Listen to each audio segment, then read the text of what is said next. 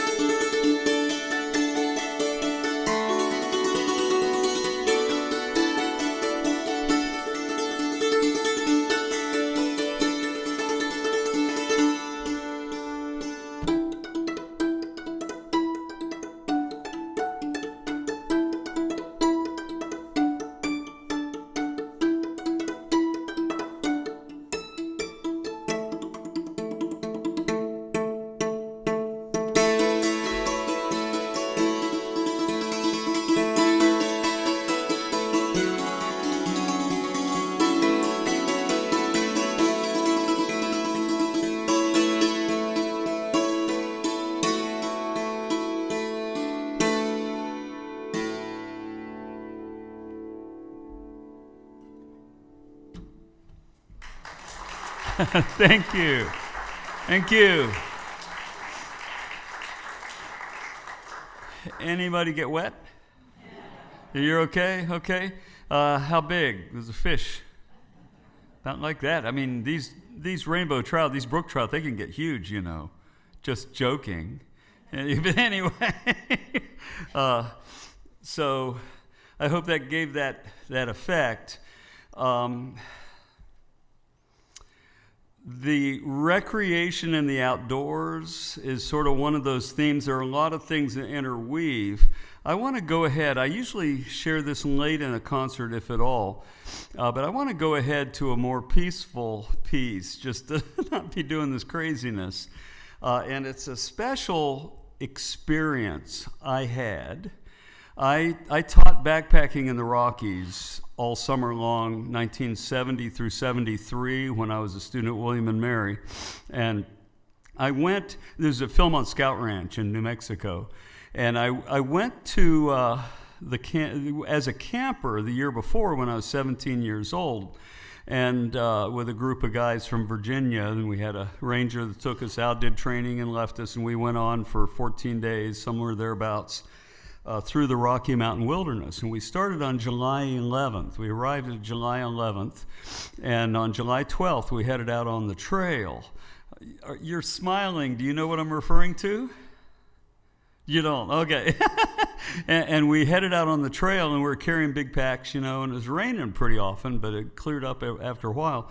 And we went from Lover's Leap Camp to Brayu, I think, to Fish Camp, up to Lower Bonito, and gradually worked our way up to this beautiful high mountain meadow called Beaubien Camp. And some of these camps were staffed and some were unstaffed. The staffed ones had a program, you know, like Dutch oven cooking or rock climbing or something like that. And we're at Beaubien and really tired, and we cooked our supper on the open fire with the sun going down and the aspen trees and the fir trees and the spruce trees and the mountains rising above, this incredible, way out in the middle of the Rocky Mountain Wilderness. Wonderful. And we were sitting there after cleaning up, gazing into the embers as we saw the full moon rising and the sun setting across from it. And the camp director showed up on our campsite and said, "I just heard something on the Motorola I really need to tell you about.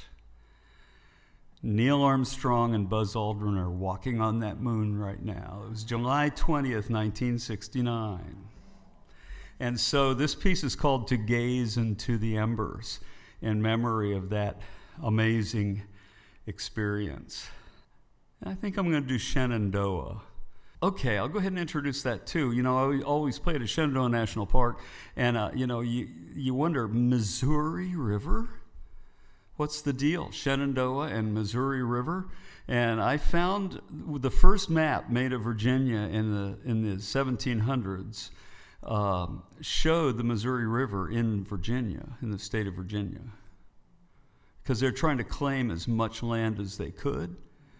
It was kind of fascinating. It's kind of whatever. But then someone told me that he grew up in the Midwest, and he was told that song was a riverboatman's song on the Missouri River, of, you know, these guys poling and doing all the barge things and everything. It was like a sea shanty, which it is. And he was from Shenandoah Valley, and he missed the East, and I long to see you again, that type of thing. And so you got both of them that way. There, got to introduce everything. I was an English teacher, so. To Gaze into the Embers and Shenandoah.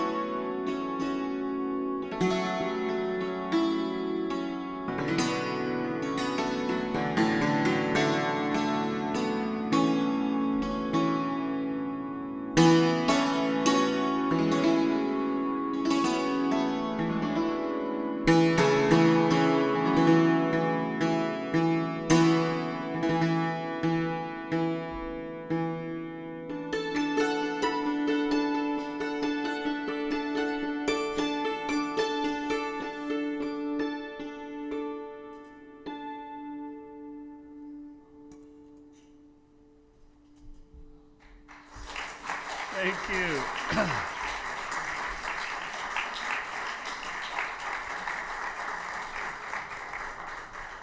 There are hundreds of thousands of notes there. And my body's supposed to get them all, and we're working on that. It's a What's that? Sounds like 3 people. Yeah, that was the biggest compliment I ever got was when I was in 2004. I played a short set in the instructor's concert at Augusta Festival in Elkins, West Virginia. And somebody came up to me afterwards and they said, it took me 3 songs to realize you weren't playing along with the soundtrack. I go, hey, now that is a compliment. That is a But there are tricks to it, and I shared those tricks with some people earlier. Those who came to the separated hand thing, you could see the little triangular shapes I do a lot of the time. I'm applying those in all these different ways as I develop things. So there are tricks.